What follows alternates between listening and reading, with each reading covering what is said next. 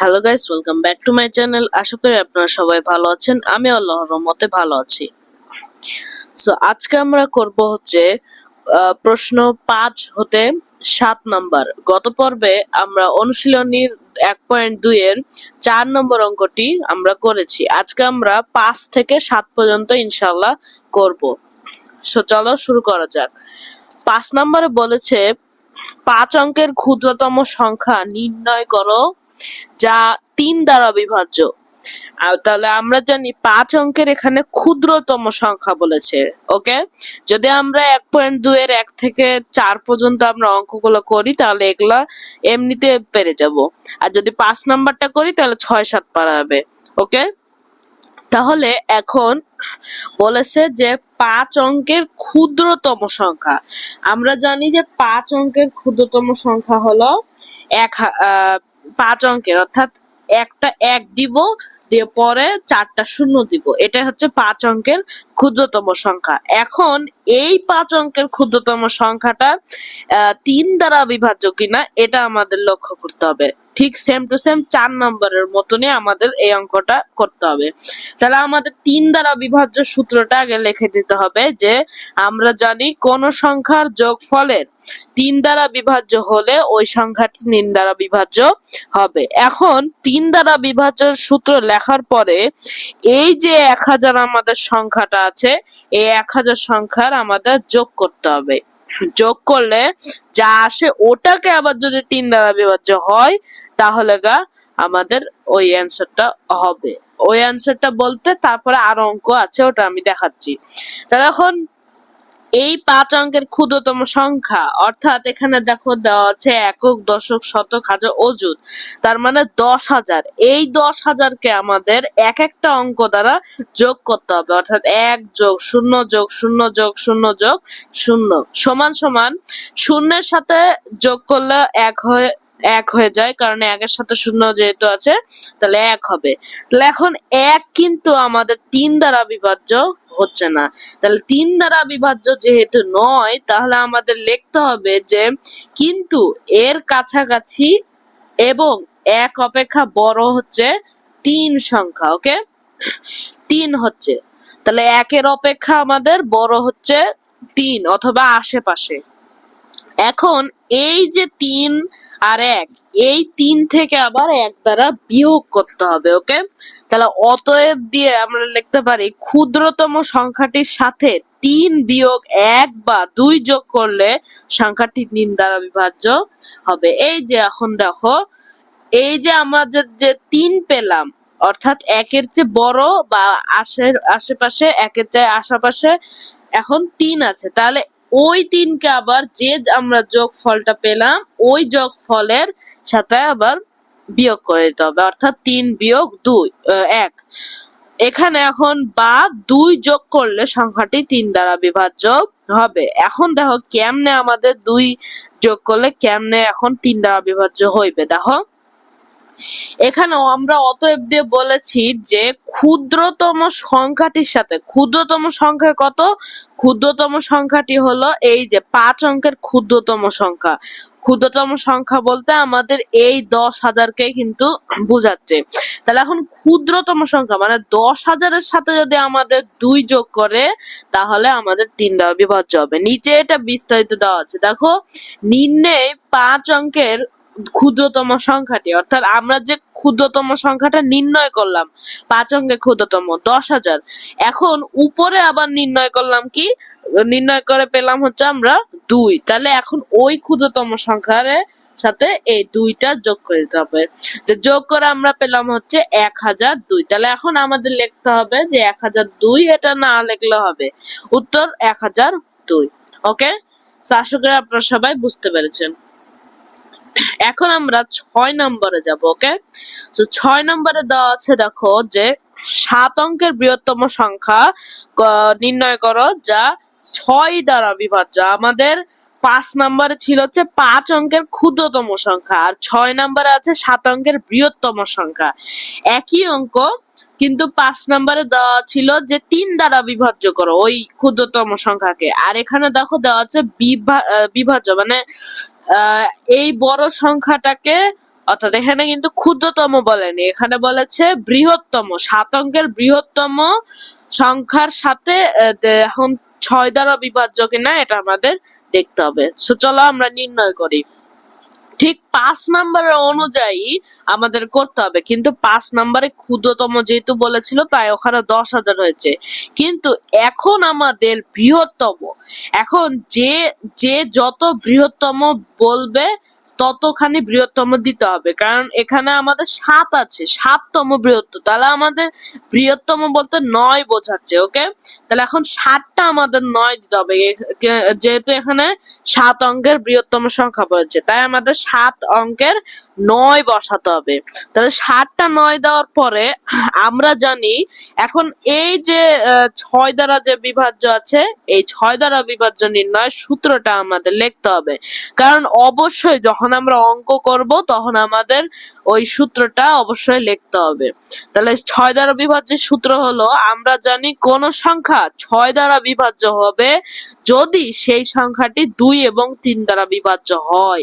তাহলে আমাদের এখন 6 নম্বরে আমাদের দেখতে হবে এই সংখ্যাটি 2 ও 3 দ্বারা বিভাজ্য আছে কিনা।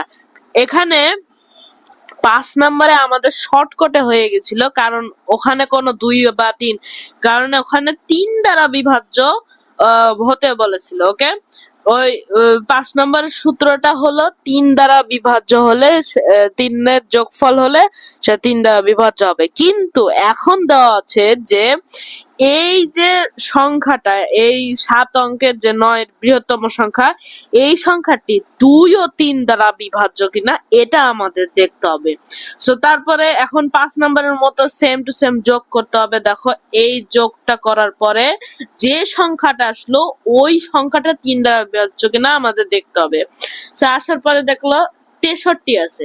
এখন 63 কিন্তু আমাদের 3 দ্বারা বিভাজ্য হবে, ওটা তোমরা পরে গুণ করে নিবে। ওকে, তো 63 যেহেতু 3 দ্বারা বিভাজ্য, কিন্তু 63 তো 3 দ্বারা বিভাজ্য হলো, কিন্তু এখন তো আমাদের বলেছে 6 দ্বারা বিভাজ্য, অর্থাৎ 2 ও 3 দ্বারা বিভাজ্য। 3 দ্বারা হয়েছে কিন্তু 2 দ্বারা এখনো হয়নি। 63 সংখ্যাটি 3 দ্বারা বিভাজ্য কিন্তু 2 দ্বারা বিভাজ্য নয়, ওটা আপনারা লিখতে পারেন। অথবা কিন্তু এই 7 অঙ্কের বৃহত্তম এর একক স্থানীয় অঙ্কটি জোড় অথবা শূন্য না হওয়ায় তা 2 দ্বারা বিভাজ্য হয়নি, অর্থাৎ নয়। এখানে 3 দ্বারা বিভাজ্য কিন্তু 2 দ্বারা বিভাজ্য নয়। তাহলে এখন এই সংখ্যাটি 3 দ্বারা বিভাজ্য হলেও 2 দ্বারা বিভাজ্য না হয় তা 6 দ্বারা বিভাজ্য নয়। আমাদের যদি এখানে 3 অথবা 2 দ্বারা বিভাজ্য হতো তাহলে আমাদের 6 দ্বারা বিভাজ্য হতো, কিন্তু এখানে যেহেতু 3 দ্বারা বিভাজ্য অর্থাৎ একটা বিভাজ্য হচ্ছে, 2টা বিভাজ্য হচ্ছে না, তাহলে আমাদের পুরোপুরি এটা 6 দ্বারা বিভাজ্য হবে না। যদি এখানে 3 না হয়ে 2 দ্বারাও বিভাজ্য হতো, 3 দ্বারা বিভাজ্য হতো না, তাও কিন্তু 6 দ্বারা বিভাজ্য হতো না, কারণ এখানে 2টাই মিলা লাগবে। ওকে, সো এখন যেহেতু 6 দ্বারা বিভাজ্য না, যদি এখন 6 দ্বারা বিভাজ্য হয়ে যেত তাহলে এখানে আর কিছু করা লাগতো না, এটুকুই থেকে যেত। কিন্তু এখন যেহেতু 6 দ্বারা বিভাজ্য নয়, তাহলে আরো বিস্তারিত করতে হবে আমাদের অঙ্কটাকে। কেমন দেখো, নিচে দেওয়া আছে অতএব প্রাপ্ত সংখ্যাটি ওই সংখ্যা, অর্থাৎ ওই সংখ্যা বলতে 7 অঙ্কের বৃহত্তম সংখ্যাকে এখন আমরা 3 দ্বারা বিভাজ্য করব। যদি এখানে 2 দ্বারা বিভাজ্য হতো তাহলে ওই সংখ্যার সাথে 2 দ্বারা বিভাজ্য করতাম, আর যদি এখন দেওয়া আছে যে 3 দ্বারা যেহেতু বিভাজ্য হয়েছে তাহলে এখন আমাদের 3 দ্বারা বিভাজ্য করতে হবে। তাহলে এই 7 অঙ্কের বৃহত্তম অর্থাৎ 9 9 9 9 9 এটাকে 3 দ্বারা বিভাজ্য করলে অর্থাৎ বিয়োগ করলে আসে আমাদের এখানে 4টা বা 5টা এরকম 9 দিয়ে আমাদের 6টা 9 দিয়ে 6 লিখতে হবে, কারণ এটাকে এটা দ্বারা বিয়োগ করলে আসে 7 অঙ্কের বৃহত্তম লেখে 6। ওকে, অর্থাৎ 6টা 9 লেখে 6 বসিয়ে দিতে হবে। তাহলে এখন প্রাপ্ত সংখ্যাটির একক স্থানীয় সংখ্যাটি 6, যা একটি জোড় সংখ্যা।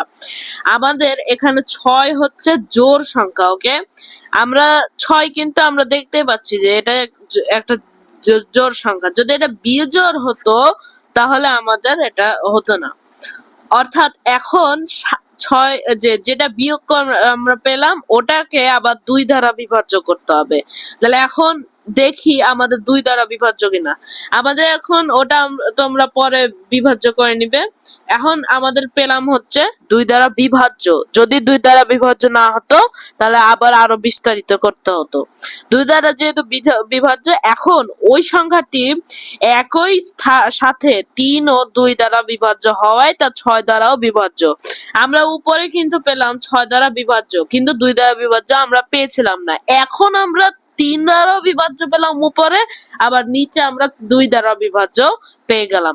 তাহলে এখন যেহেতু 2টা মিলেমিশে হয়ে গেছে, 3 আর 2 দ্বারা বিভাজ্য হয়েছে, তার কারণে এটা এখন 6 দ্বারাও বিভাজ্য। ওকে, এখন তাহলে উত্তর কিন্তু হবে 6 দ্বারা বিভাজ্য 7 অঙ্কের বৃহত্তম সংখ্যা হলো এত এত এত। অর্থাৎ আমাদের প্রশ্নে যেটা আছে ওটা লিখতে হবে। এখন আমরা 7 নম্বরে যাব। 6 নাম্বারটা বুঝতে পারলে আপনার 7 নাম্বারটাও করতে পারবেন। এখন 7 নম্বরে দেওয়া আছে, 7 নম্বরে কিন্তু দেখো একটি সংখ্যা দেওয়া নাই, এখানে অনেকগুলা সংখ্যা দেওয়া আছে এবং 2টা সংখ্যা দ্বারা বিভাজ্য করতে বলেছে। তাহলে এখন এইটা কিন্তু অত বড় হবে না। দেখো এখানে দেওয়া আছে যে 3, 0, 5, 2, 7 অঙ্কগুলো দ্বারা গঠিত বৃহত্তম সংখ্যা 4 এবং 5 দ্বারা বিভাজ্য কিনা তা নির্ণয় করো। এখন এই যে সংখ্যাগুলো দেওয়া আছে, এই সংখ্যাগুলো কিন্তু এলোমেলো দেওয়া আছে। যদি কোনো অঙ্কে প্রশ্নে এলোমেলো দেওয়া থাকে তাহলে আমাদের ওইটাকে বড় থেকে ছোট অথবা ছোট থেকে বড় করে নিতে হবে। ওকে, আর যদি প্রশ্নে এখানে সাজানো থাকে তাহলে আমাদের ওটা সাজানো লাগবে না। সো এখানে যদি প্রশ্নে সাজানো না থাকে তাহলে ওটা বড় থেকে ছোট করবে অবশ্যই। ওকে, সো আমাদের এটা আগে সাজানোর পরে আমরা জানি, অর্থাৎ এই যে 4 দ্বারা বিভাজ্য নির্ণয়ের সূত্র লিখতে হবে। ওকে, সো 4 দ্বারা বিভাজ্য নির্ণয়ের সূত্র কি? আমরা জানি কোন সংখ্যার একক ও দশক স্থানের অঙ্ক দুইটি দ্বারা গঠিত সংখ্যা 4 দ্বারা বিভাজ্য হলে সেই সংখ্যাটি 4 দ্বারা বিভাজ্য হবে। তাহলে এখন এখানে এই যে আমরা যে সাজানো পেলাম, এই সংখ্যাটির একক ও দশক স্থানীয়, অর্থাৎ এখানে একক দেওয়া আছে 0 আর দশক দেওয়া আছে হলো 2, অর্থাৎ এখানে একক ও দশক স্থানীয় বলতে 20 বোঝাচ্ছে। ওকে, এখন এই 20 সংখ্যাটি এই একক ও দশক স্থানীয়র এখন গুণ করতে হবে। তাহলে আমরা পেলাম হচ্ছে 20। এখন এইটাকে আমরা ভাঙবো কিভাবে? দেখো আমরা পাই হচ্ছে 4 5 20। তাহলে এখন এই 4 5 যেহেতু 20, তাহলে এটা 4 দ্বারা বিভাজ্য হচ্ছে। এখন সংখ্যাটি 4 দ্বারা বিভাজ্য, কিন্তু 5 দ্বারা কেমনে বিভাজ্য করব? এখন দেখো আবার আমরা জানি এখন আমরা 5 দ্বারা বিভাজ্য নির্ণয়ের সূত্র লিখতে হবে। ওকে, সো যেহেতু 5 দ্বারা বিভাজ্য নির্ণয়ের সূত্র লিখতে হবে তাহলে এটা আমাদের দেখতে হবে 4 এর মতনই। আমরা জানি কোন সংখ্যার একক স্থানীয় অঙ্ক 0 বা 5 হলে সংখ্যাটি 5 দ্বারা বিভাজ্য হইবে। এখন দেখো এখানে কিন্তু 0 আছে।